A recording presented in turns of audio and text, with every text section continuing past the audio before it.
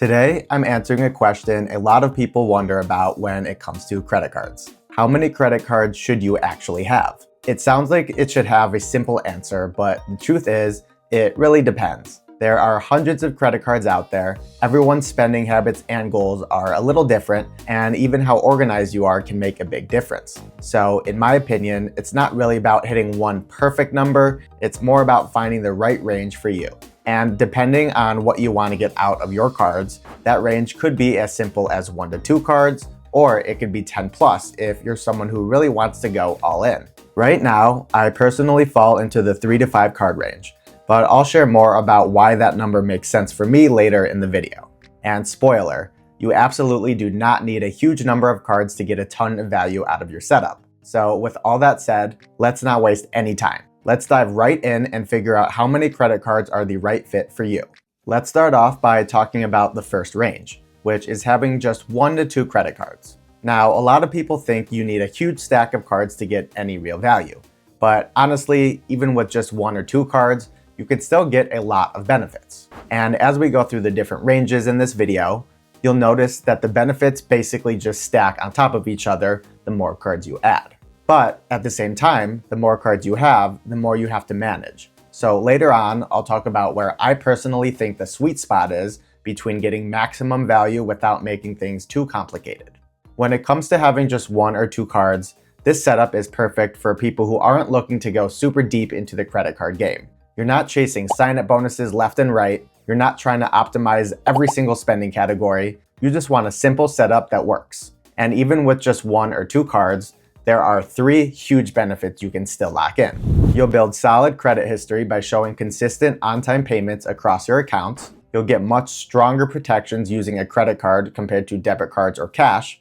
And you'll still earn at least some basic rewards from your everyday spending. And it'll be super easy to keep track of. So let's break those down a little bit more, starting with building credit. In my opinion, credit cards are one of the easiest tools out there to start building good credit.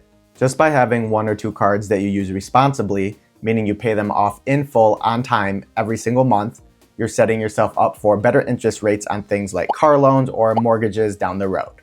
Now, of course, your credit score isn't based only on your credit cards, but they do play a massive role in shaping it. And the best part, if you stick to no annual fee cards and you're paying them off in full every month, you're building that credit for free. No interest, no fees, nothing out of pocket. On top of building credit, you're also getting way better security compared to debit cards or cash. With cash, if you lose it or it's stolen, it's basically gone forever. And with debit cards, even though there are fraud protections, it's still directly tied to your bank account. So if someone gets a hold of your debit info, they can actually drain your checking account in real time. Even if the bank eventually reimburses you, it can take weeks to get that money back. And that's a stressful situation no one wants to deal with. With a credit card, you're using the bank's money, not your own. If there's fraud, it's the bank's problem, not yours. Most credit cards offer zero liability protection, which means if something goes wrong, whether it's fraud, a scam, or even a merchant refusing a refund, you just call your issuer and they'll take care of it for you. So even if you're only carrying 1 or 2 cards, you're still checking off some major boxes: building solid credit, protecting yourself financially, earning simple, easy rewards, and doing it all without overcomplicating your life or spending a dime on fees. Now let's move up to the next range, which is having 3 to 5 credit cards. And this is where things really start getting exciting, because once you're in this range, you're not just building credit and getting better fraud protections anymore. You're actually starting to optimize your spending and maximize the rewards you're earning. But before we go any further, I want to call out something really important. The goal here isn't to spend more money just to chase rewards. Overspending to earn more points or cash back is one of the easiest traps to fall into.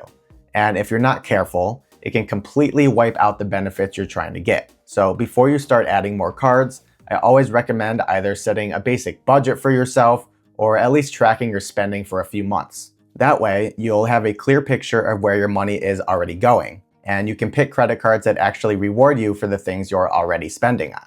For most people, that means building what I call a core setup. A card for groceries, a card for dining out, a card for gas, a card for travel purchases, and a card for miscellaneous everyday spending.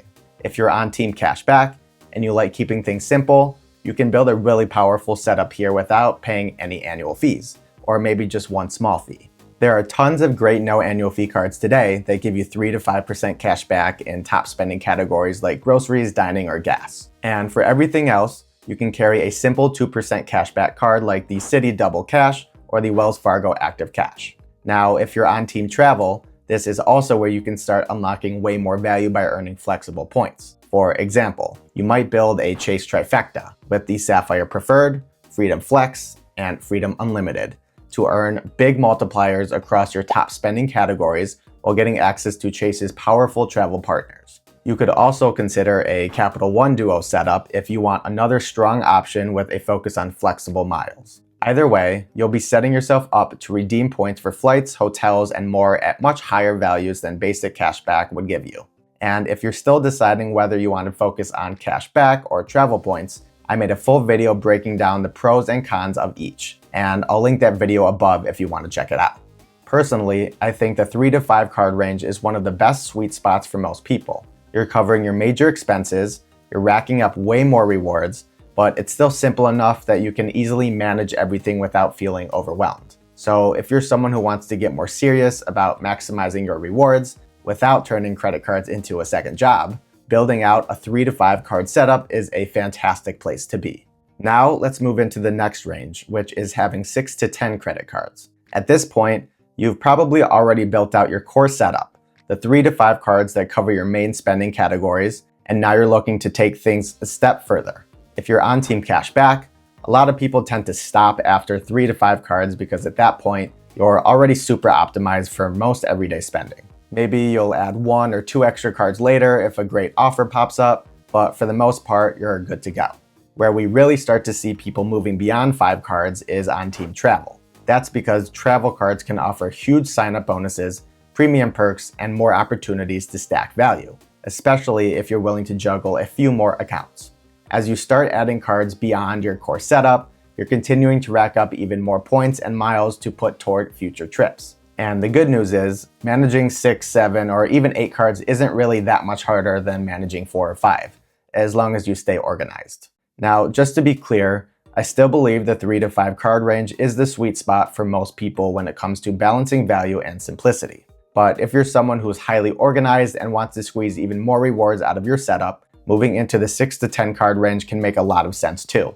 And remember, your setup should always reflect what's valuable to you. Some people might add premium airline or hotel cards like the Delta Reserve or the Marriott Bonvoy Brilliant because they travel often and can easily get value from perks like lounge access, free nights, and elite status. Other people might prefer to keep things basic, low cost, and flexible by adding simple cashback cards like the Amex Blue Cash Everyday or a strong 2 to 3% catch-all card if they don't really care about loyalty programs. At the end of the day, there's no one-size-fits-all. The key is knowing your own spending habits, your own goals, and slowly building a setup that fits your life, not somebody else's. Now, let's move into the final range, which is having 10 or more credit cards. At this point, you're way beyond just covering your basic spending. You're really deep into the credit card game. And for most people who get to this point, it's usually not about needing more cards for everyday spending. It's about chasing sign-up bonuses, stacking premium travel perks, and getting as much value as possible from different issuers, especially if you're on Team Travel. It's easy to see how people can keep adding cards over time. New cards keep launching, sign-up bonuses keep getting bigger, and competition between issuers keeps raising the stakes. But I want to be clear here. Getting into the 10 plus card range definitely isn't for everyone. It takes a lot more time, research, and organization to manage that many accounts responsibly. And depending on the cards you add, the combined annual fees can really start to add up too. Personally, I'm not in the 10 plus card range right now. As of today, I have 5 credit cards with a plan to add about 3 more over time. But even though I'm not at 10 plus cards yet, I can definitely see why some people go that route if it fits their lifestyle. If you love the credit card hobby, enjoy the challenge of optimizing your rewards, and actually use the benefits you're paying for, it can absolutely be worth it. But it's also totally fine if you're happy keeping things simple with a smaller setup. At the end of the day, there's no magic number of cards you need to hit.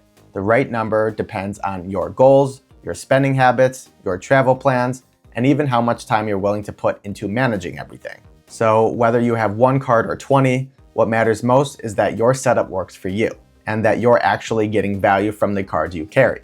So there you have it. That's how many credit cards you should have, depending on your goals and lifestyle. If you found this video helpful, don't forget to give it a like, subscribe for more, and let me know in the comments, how many cards do you have right now, and what's your personal sweet spot?